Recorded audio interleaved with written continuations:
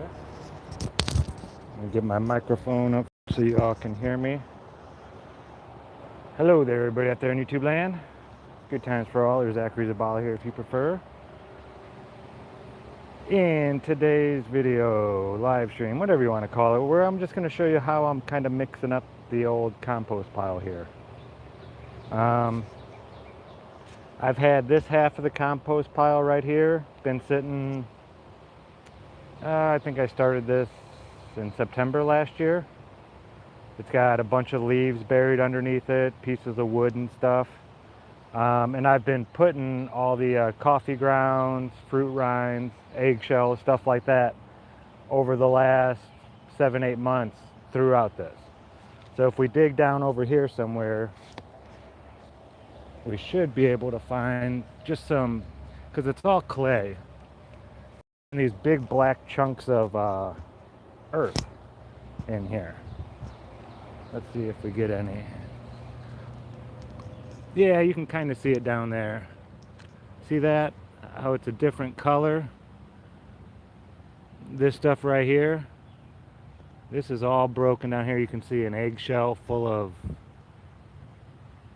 bunch of, oh, look at that. That is gold right there, folks. Yeah. So we have, you know, here's pineapple. Just stuff breaking down. Now I'll leave it on top. As you can see the carrots there. I've got some more potatoes up there and some apples, stuff like that.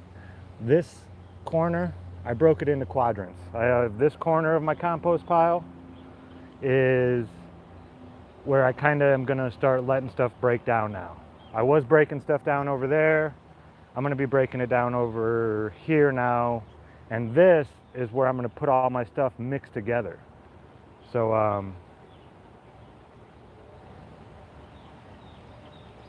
I can have stuff to give to my plants that we got going right now. So this corner is the actual compost I'll be applying to the plants. I have manure over there that I slowly mix into this. That's what I'm doing right now. And I just wanted to show you guys how I do it, kinda. So we're going to, let's see.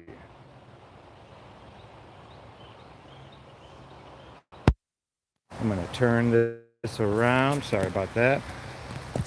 And I want to get you kind of close so you can see it, but not too close. Hey, what's going on, Austin? Much love, brother. Yeah, just out working in the garden. It's really, you know, oh, the potatoes. I think I'm done covering them since we're coming up to the solstice here. But I just started throwing potatoes that had sprouted down here and then just covering them up.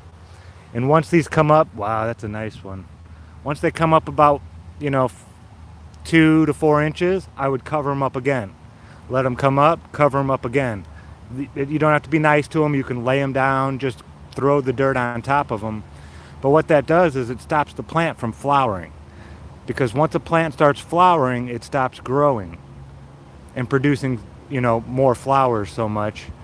And the flowers start making the fruit. So once the fruit process starts, once the sunlight becomes less and less and they flower, it stops the plant from getting any bigger, and it puts all of the stuff into the fruit. So you want to stop that from happening too soon. And that's one way, is just throw dirt on them. And it'll stop the sunlight from getting to them. They'll have to regrow up through the ground again, and it gives you more potatoes. Yep. Just little tricks like that can make it so much easier. So I'm gonna put you in the corner. We'll set you up over here.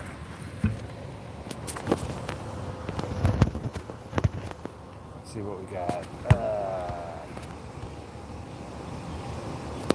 Yeah, I'll pick it up here in a second.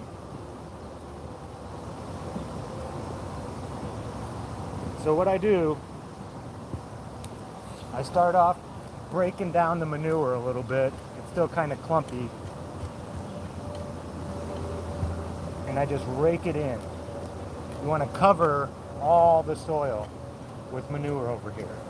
Get rid of all that red clay. You want to cover all the red clay. Bring it in, break it all up real good. I have a tiller on the way just for this, tilling all this stuff together. You can get one for 70 bucks. It'll have a cord on it. You can get them about 100 bucks without a cord. The ones with motors cost a little bit more, and they get up into the thousands really. But you don't need that if you're just tilling a small little area like this. So I just break down all the manure.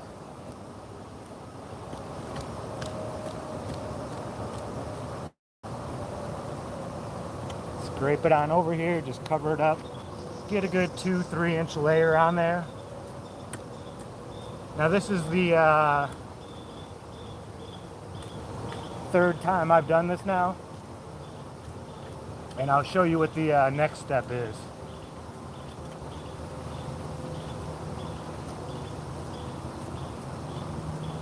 All right. So once we get it covered, let me show it to you.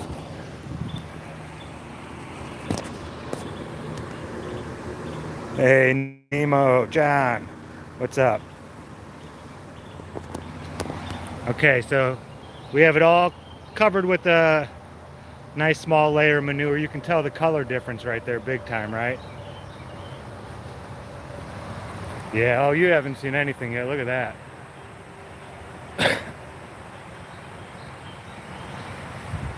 This old mud flood, Tartarian. Nobody knows who built that. That thing is about, almost 6 feet tall. Cammy's got pictures of me standing next to it. It only looks like it's about 2 feet tall from here, but that thing is, I don't know who built it. There's the garden beds I built. I'm gonna be building another one right over here. Possibly, I don't know, the sunlight, I don't know. We don't get a whole lot of sun there. We're putting a, yeah, no dig method. I'm putting an herb garden up over here because it gets more sun. And some raspberry bushes right along there. I had the raspberries right down here. Yeah, you got to use compost. You got to use compost. If you want your plants, you know, to really, really thrive. Some of the best compost is just straight horse manure that's like 3 years old. Yeah, there's the raspberry bush. Definitely still alive, definitely still, you know, growing. But it should be bigger. No offense, pal. I love you. It was my fault. We've talked about this. I know. It's not your fault. I didn't place you in the right spot. We're cool, though. We're going to wait till the fall, right? We got to wait till the fall, and then we'll move you. We don't want to move you now, because that might really hurt you, and you might not make it back from that. You don't want to move plants in the middle of their season. It's not a good idea. You wait till they're somewhat dormant. We've got some of the extra zucchini that we got out here. Just seeing how things do in the wild. And they actually are doing really well. I think I got 7 of them back here. No flowers on that one yet. There's one poking out there. Yeah. Yeah, they did find a nice little slice of heaven here. The mimosa trees are blooming. Beautiful white pink flowers. Very neat. All right, back to the compost.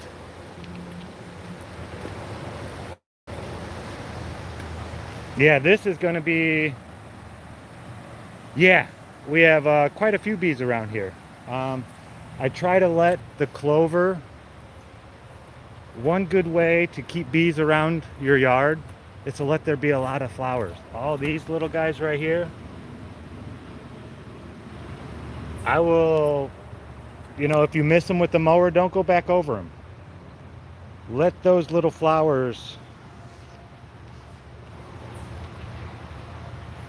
yeah, let the little flowers, oh, that stinks, Angie. I know a lot of people are having issues with bees. Yeah, I got a couple pepper plants that, man, I've been really worried about them. These two are finally pulling out of it. Tomatoes aren't looking bad. They're getting up there. Yeah, look at that. I love mint. I've clipped this thing multiple times now. You can see one of the clips I made right there. And see how it turned into two different shoots now? Clipped another one right there. I just clipped the middle of it. Like this one right here could be clipped again. See how it has, oh, sorry friend, the two little leaves popping out next to that stem? Those can be stems themselves. What you do is you just clip this. I might let it grow a little bit longer. Maybe half an inch longer. Probably only take a few more days. But you clip it right above this, and then each of those leaves right there will start a new. Isn't nature amazing? It just makes it so it always comes back, twice as many. So when the animal comes up and bites this off right here, I could cut that one right there actually, down below. And nature, and it was created to just keep going. It's amazing. Wow, I'm gonna have to put a little bit more. I got some purple coming up through there. We don't like that. That's a lack of nitrogen usually. And here's some horse manure. And I loaded it with lime, which is supposed to raise your pH. I think yeah, these wood chips.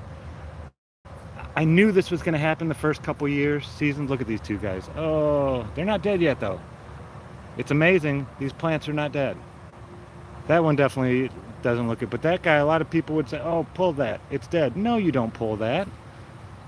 That stalk is still standing straight up. Yeah, the leaves are sagging and stuff, but when someone's laying in a hospital bed because they're hurting and can't move because it hurts to move or this and that, you don't kill them. You give them time, You care for them. You love them. That's how you treat your plants. Yeah, shredded straw. I always put that into my gardens back home. I'd buy a bale of straw every year. This tomato's finally pulling out of it.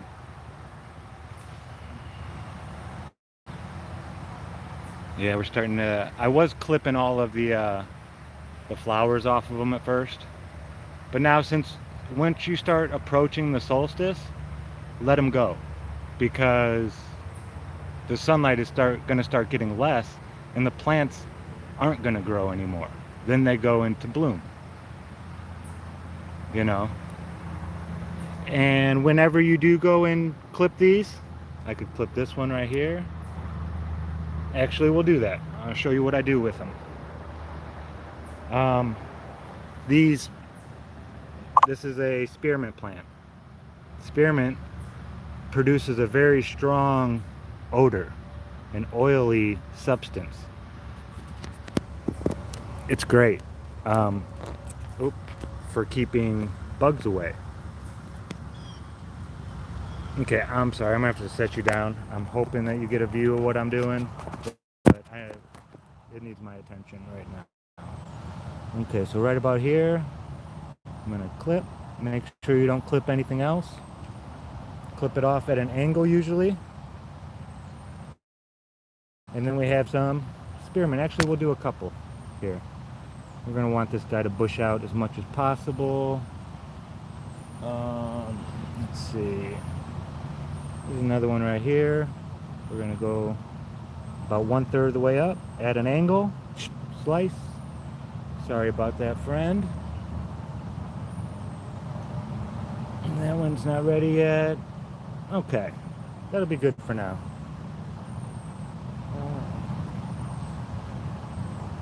Get a good pair of shears that are very pointed at the end. It helps for getting in between things and not clipping things that you don't want to clip. I'm not promoting any brands or anything like that, but a good pair of very pointed shears is a must for a gardener. So now what I do with these, I'm gonna, break them up into little tiny pieces and spread them around the garden bed. I have another one over there. I don't have a spearmint plant in here. I got stuff going, we'll see. This, I gotta replant some new seeds in here. This is kind of like the baby growing area right here. The cucumbers, kind of small for how old they are. Spearmint's looking great. The melons, same thing. Wow, something, whoa, what was that?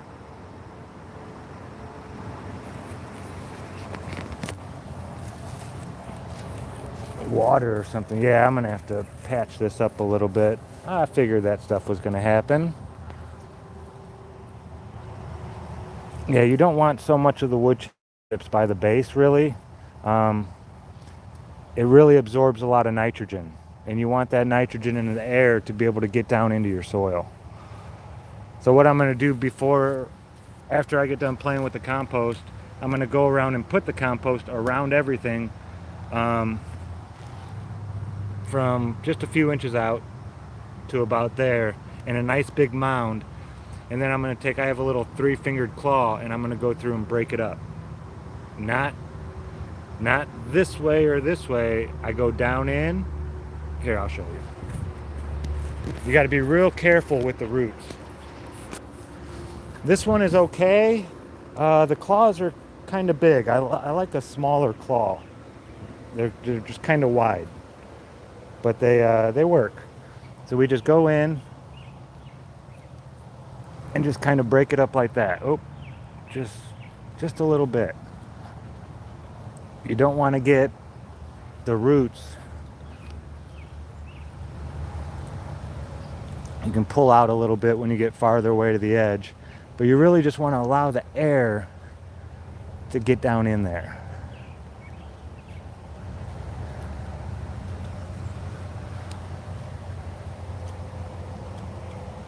Yeah, we're gonna look at all that clay, man. And the crazy part is that clay was way darker than the clay underneath it. I thought I had soil. Oops, sorry. I thought I had soil, but no. Peas, I'm gonna have to do something with the peas. They're not standing up and crawling up. I need more, hey Kelly, much love. I love when the beans are starting to take off now too. Pretty soon this will all be covered. They're gonna be like winding in and out all over the place. Almost there. Almost made it to the top, buddy. You're getting there. Keep on trucking. It's not a race though. You don't worry, you're doing great too. Yeah, talk to your plants. Let them know if you're worried about them. Let them know when you're happy with them. Yeah, look at all these peas. I gotta get these things up. Oh, they're holding on to stuff over here. Yeah, I've never grown peas before because I always despised them as a child. But I'm thinking like a netting almost. Maybe on both sides, a really good see-through netting, because their tendrils are real tiny there. You can see them. It's not like the green bean ones where these green beans, like this thing right here, it'll grab onto you. Look at that. It wants to be attracted. It like has little hairs, or it really loves latching onto stuff. Wow, look at this. 3 of them growing up together. Wow.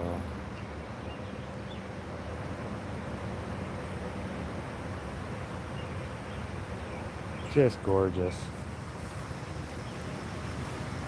The rocks around the edges, these are just some of the crystals and minerals I found while digging out the garden beds. Got a bunch up there I need to clean, or just really set out. Yeah, that's all quartz and just needs to be cleaned. So yeah, not dead.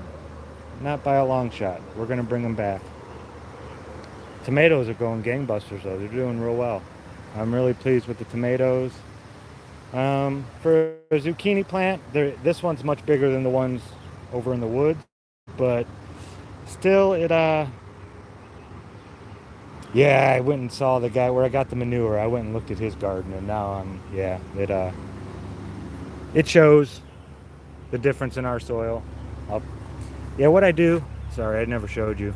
I just tear it apart.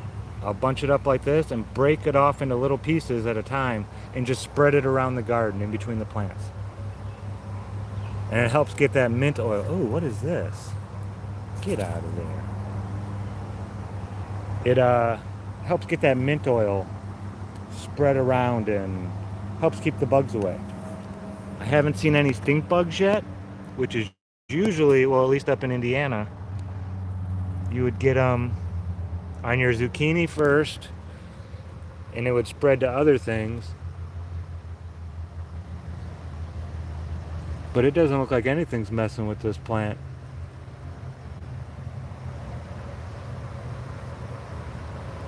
Yeah, and I don't know. I don't know if the tomatoes or the peppers, they need more water. Usually if a plant is getting eaten by bugs, it's definitely not getting enough water. If a plant has enough water, all the water that it really wants, it's going to hold so much water inside of it that when a bug goes to eat it, it will drown. The bug cannot bite into the fruit or the leaf or anything because it's holding so much water.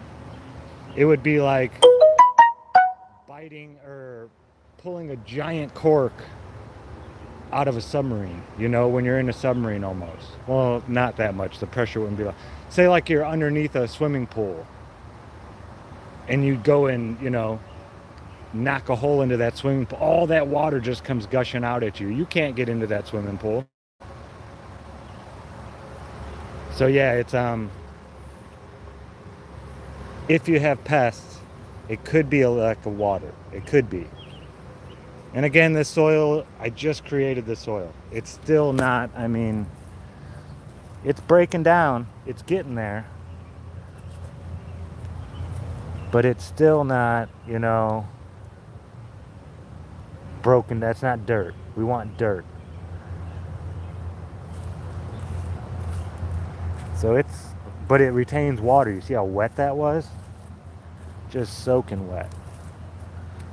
Which amazes me that it seems like these plants aren't getting enough water. And I just can't believe that is the case.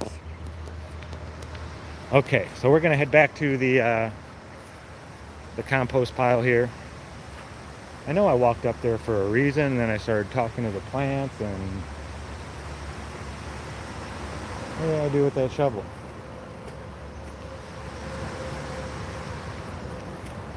Well, how do you misplace a shovel like that?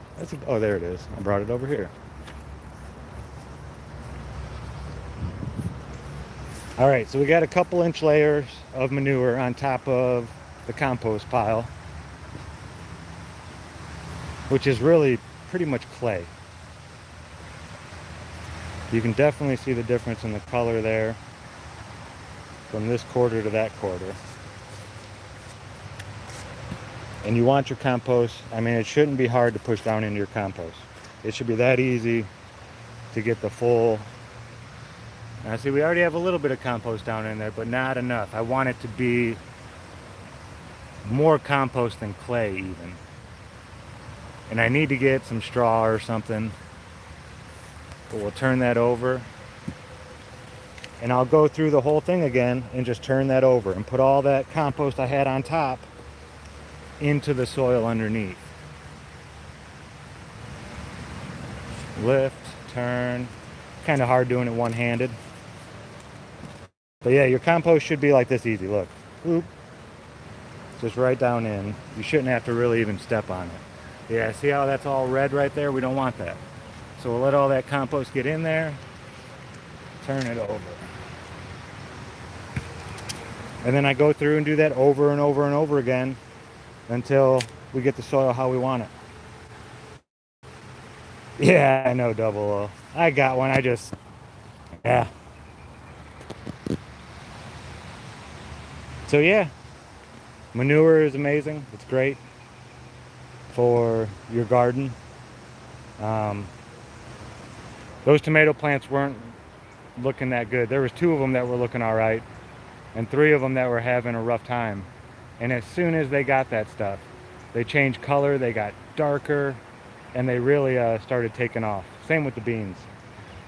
So yeah, I love manure. Ted, if you want to, what's up, brother? If you want to go grab a load of manure, I got a guy now. Said I can come anytime, take as much as we want. Just, he's got, I think, 60 stalls. And a lot of them are just sitting there with old manure on the bottom. Yeah, so it's a little gold mine. He's got a beautiful garden, real nice guys.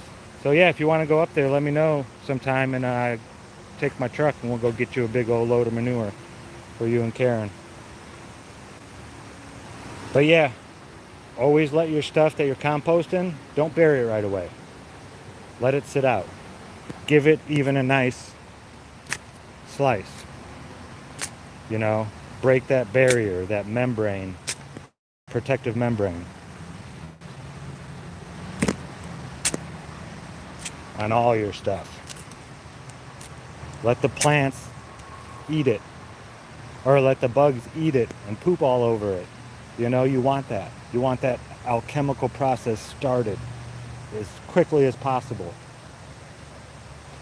And then once it starts getting, you know, funky looking and this and that, and starts shriveling up and turning colors, then you go and bury it underneath there.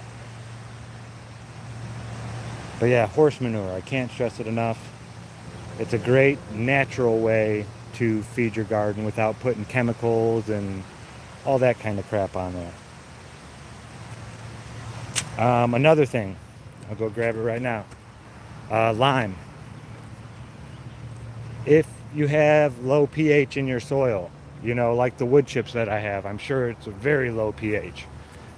You need to add more lime to your soil than normal. I just found this out, Ted. So get you a thing of limestone. Yeah, there's some old fruit and whatnot, potatoes and all this stuff. Just, I'll throw it out in the sun. I'll bring it in if it's about to rain. I just throw it out there and let it sit out there. Sun, moon, wherever I can, whenever I can. Just to break down. Keep it in bags. It tends to mold quicker if you keep it in a bag. So we'll grab our crushed lime. It's just limestone all crushed up, rich in calcium, which will higher the pH of your soil. It'll make it so your plants can absorb it, the nutrients, the nitrogen, all that kind of stuff from the manure, and get it into your soil, into your plant. Yeah, you can not get anything into it, so I'm not even going to be shy about it. We're just going to cover this shit with all this clay here. And we're going to get it all mixed up there real good. Probably about 2 cup loads I'll do, which is probably more like 4 cups. It's a big, yeah, and I'll mix all that into the soil as well. Just get it all nice and to where it looks. I took the ashes yesterday too. We have the fire pit down here.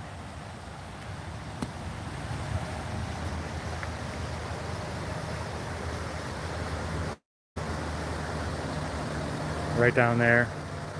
And after I burn some stuff, I got my big pile of leaves there, a bunch of dead tree branches and everything like that. You know, whatever I can burn. I have an old tree sitting down there that just wasn't dead yet. But yeah, dig out your ashes.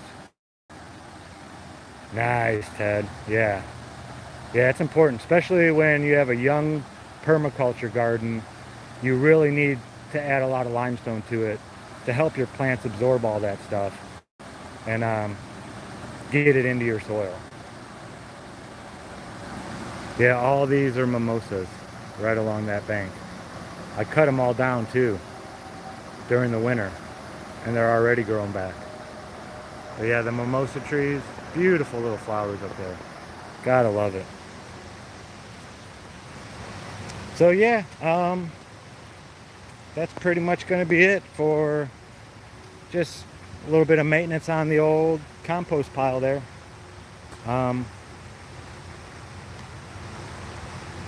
No, it's not the hostilis, it's the other one. It's the one with the pink flowers, not just the all white ones. So it only gets about 30 or 3% compared to it gets about the 3% amount of DMT you would out instead of using the other tree. But we'll still take a look into it. Yes, this is usually, yeah, this is like in the shade all day long. You'll get a little bit of light on it, but I don't really want anything growing here. This is, you know, stuff that's probably been growing here the whole season. So it doesn't get very big.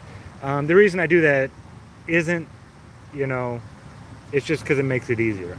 You don't get, even if plants do, if you can't get it in all shade, if you don't have a lot of shade, it's okay if plants are growing in your compost, but what you want to do is till those plants under.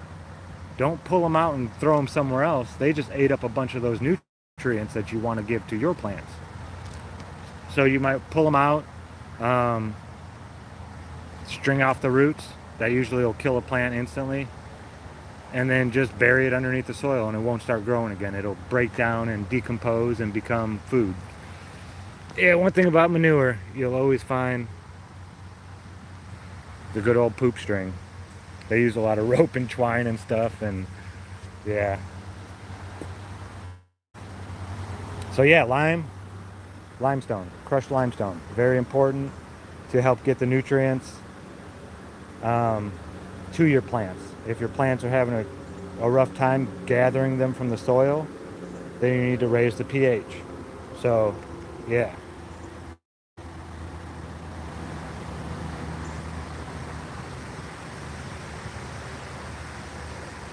I'm going to take all that stuff on the porch, probably here in a few days. I'm going to let it break down and decompose a little bit more and get it out of the bags and just throw it on here. As you can see, we have the little bees chasing around each other, looking for stuff.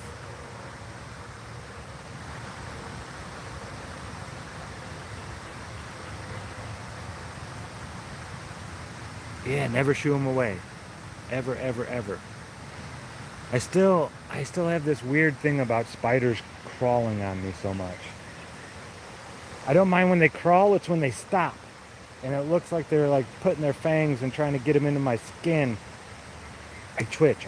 And I feel so stupid and childish every time I do it. But I still constantly do it. These fears of nature that we should not have. Where we should be connected with them and making a connection. You know.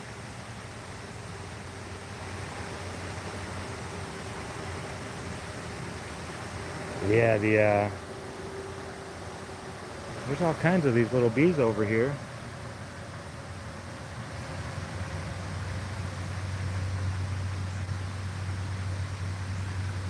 All right, John Nada. Take care, man. Yeah, the slugs are a pain in the butt. We don't get too many of them around here. Man, in this manure pile, I'll see if I can't find one. I saw the biggest grub I've ever seen in my life. I could not believe it. Well, my manure pile is getting lower and lower. I might be back before the end of the summer.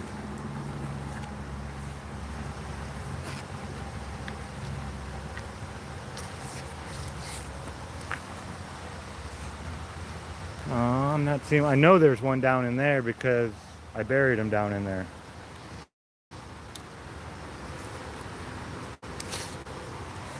And I put all my manure in by hand, so I know I'm not going to be throwing them in my garden.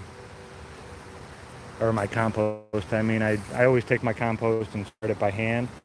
So I make sure I pull out anything I don't want in there. I'm not finding one. But these things were twice as thick as my thumb and probably a thumb and a half length long. Most gigantic grub I've ever seen in my life. Would love to see what it turns into.